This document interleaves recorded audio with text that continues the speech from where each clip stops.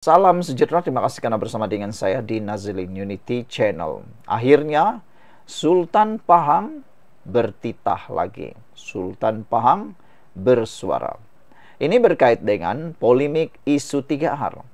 Kali ini bukan calang-calang. Perkataan atau titah yang dikeluarkan oleh Sultan Pahang. Baginda berkata, berhenti jadi badut polemikkan isu 3R. Sultan Pahang tegur siapa? Pastinya teguran ini bukan sekadar mengingatkan pembangkang tetapi juga kerajaan. Saya sebagai rakyat Malaysia juga menyeru supaya isu 3R ini dihentikanlah.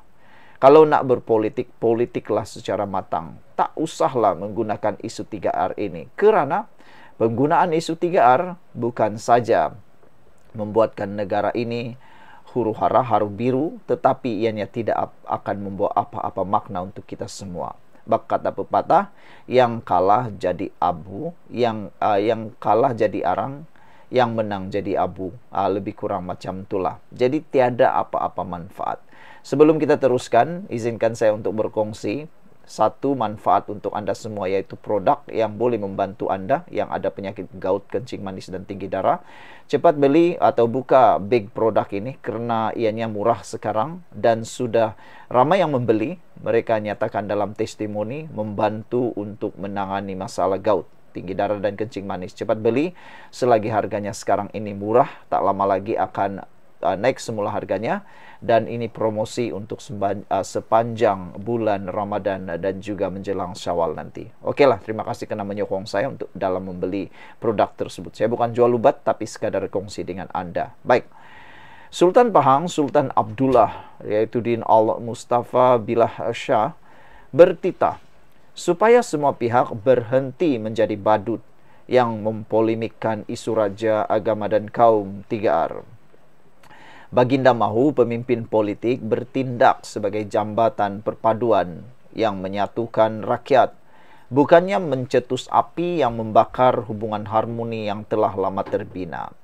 Berhentilah daripada menjadi badut yang mempolemikkan isu raja, agama dan kaum 3R, sehingga mencetuskan pertelingkahan dalam kalangan masyarakat. Biarkanlah pentas ini terus tenang, kata titah Baginda, tanpa drama yang menyakitkan. Berdialoglah guna akal dan hati, bukannya bermonolog guna nista dan benci. Titah Paduka Baginda menerusi Facebook Kesultanan Pahang. Baginda bertitah demikian ketika berkenan berangkat memasyurkan nama Masjid Baharu Kampung Durian Hijau dengan nama Masjid Abdul Rahman Ibn Auf Kampung Durian Hijau. Sementara itu, Baginda Al-Sultan menyambut baik kenyataan Menteri Besar Pahang, Datuk Seri Wan Rosdi Wan Ismail baru-baru ini yang menekankan bahawa pemimpin bertanggungjawab menjadi pendamai bukan pencetus perbalahan. Baginda mengingatkan pertelingkahan kaum dan agama, jika tidak dibendung dengan bijaksana, mampu membawa malapetaka. Kita tidak mahu sejarah hitam itu berulang. Hanya kerana kealpaan kita dalam mengurus isu sensitif ini, dengan hikmah dan bijaksana titah Paduka Baginda. Paduka Baginda turut mengingatkan semua rakyat, tidak kira Muslim atau bukan Muslim, agar tidak mudah melatah dan membuat spekulasi sehingga meruntuhkan keharmonian yang dibina. Hasil daripada sikap saling menghormati dan toleransi selama ini. Hormatilah antara satu sama lain, jagalah sensitiviti agama antara agama dan kepercayaan. Jangan sesekali kita biarkan kejahilan dan keangkuhan merosakkan apa yang telah lama kita bina bersama titah Baginda. Mengakhiri titah, Paduka Baginda menegaskan bahawa negeri Pahang akan terus bernaung di bawah kedaulatan dengan agama Islam tetap teguh menjadi tiang seri yang menyuluh jalan kehidupan rakyatnya. Sekian dulu untuk kali ini. Jangan lupa tinggalkan komen Anda, tekan butang subscribe, berhenti jadi badut polemikkan isu 3R. Siapa yang Sultan Pahang tegur? Anda mungkin boleh teka Tapi siapa-siapapun orang itu, kita semualah yang bertanggung jawab menjaga negara ini. Sekian dulu untuk kali ini. Jangan lupa tinggalkan komen Anda. Salam sejahtera. Terima kasih karena bersama dengan saya di Nazilin Unity Channel. Kemarin kita dikejutkan dengan satu pendedahan menyatakan bahwa Speaker Dewan Undangan Negeri Sabah kononnya didakwa terlibat rasuah sebanyak 350.000. Hari ini satu pendedahan yang luar biasa. Perlukah Speaker Dewan Undangan Negeri Sabah ini letak jawatan? Kata warisan, rasuah atau tidak, Speaker Sabah perlu letak jawatan. Sebelum kita teruskan, apa pendapat Anda tentang permohonan warisan ini supaya Speaker Dewan Undangan Negeri Sabah patut letak jawatan? Mungkin itu adalah tanggung jawab yang perlu dipikul ataupun perlu dihadapi oleh Speaker Dewan Undangan Negeri Sabah, kata netizen.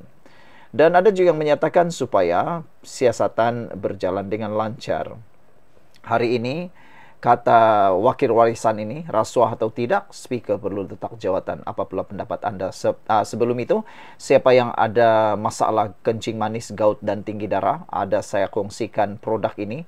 Sangat baik, harganya sekarang jatuh ada harga durian runtuh sempena menjelang raya. Beli cepat sebab tidak lama lagi harganya akan turun, akan naik lagi semula, dan lebih lagi ramai orang telah membelinya dan menyatakan mereka telah dibantu untuk proses penyembuhan dan melegakan penyakit kencing manis dan gout, terutamanya gout. Oke, saudara-saudara sekalian, adun warisan Justin Wong menggesa. Speaker Dewan Undangan Negeri Sabah Dun Sabah, Kazim Ahmad Yahya, meletakkan jawatan tanpa mengira sama ada dia terlibat atau tidak dalam dakwaan menerima rasuah sebanyak Rp350.000. Katanya, langkah itu penting bagi mempertahankan prinsip pemisahan kuasa antara eksekutif, legislatif, dan kehakiman. Asas utama bagi mencegah penyalahgunaan kuasa serta penularan rasuah, katanya. Speaker adalah pemimpin dan pengawal perjalanan sidang dewan. Namun, pendedahan perbualan yang menunjukkan dia terlibat dalam urusan perniagaan menimbulkan persoalan mengenai kemungkinan penyalahgunaan kuasa. Ini mencemarkan kredibiliti sistem pemisahan kuasa, katanya dalam kenyataan media hari ini. Terdahulu, Malaysia kini melaporkan kemunculan satu lagi video berkaitan skandal di Sabah yang memaparkan perbincangan melibatkan Kazim. Usahawan yang mendedahkan video itu, yang merupakan video ke-9 sejak November tahun lalu, mendakwa telah memberi rasuah kepada beberapa adun di Sabah sebagai balasan untuk mendapatkan lesen cari gali mineral di negeri itu. Pembocor maklumat itu turut mendakwa Kazim menggunakan kedudukannya untuk meminta projek daripada Ketua Menteri Sabah, Haji Jinor. Bagaimanapun, Kazim telah pun menafikan semua dakwaan terbabit dan menyifatkannya sebagai pembohongan. Kazim hari ini menegaskan, dia hanya meminjam RM50.000 dan tidak tahu menahu mengenai wang RM350.000 yang disebut dalam video berkenaan. Justin berkata, walaupun siasatan berkaitan dakwaan itu perlu diserahkan kepada SPRM, Kazim seharusnya berundur secara terhormat demi menjaga integriti institusi perundangan.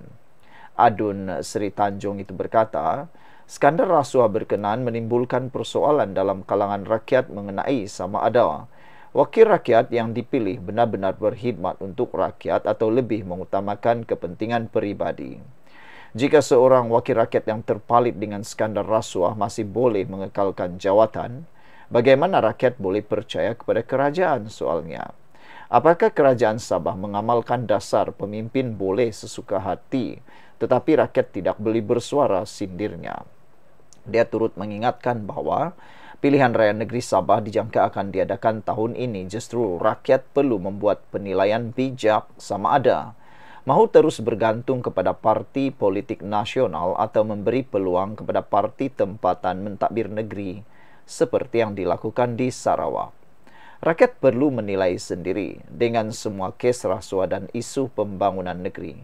Adakah kita mahu terus bergantung kepada pihak luar untuk membawa perubahan, atau kita mahu pemimpin tempatan mengurus negeri sendiri, katanya lagi. Sebelum kita berpisah, sila tinggalkan juga komen Anda. Apakah Anda juga bersetuju bahwa Speaker Dewan Undangan Negeri Sabah perlu letak jawatan dengan segera bagi mengelakkan kepayahan untuk siasatan atau melancarkan siasatan tanpa sebarang gangguan? Sekian dulu untuk kali ini. Jangan lupa tinggalkan komen Anda.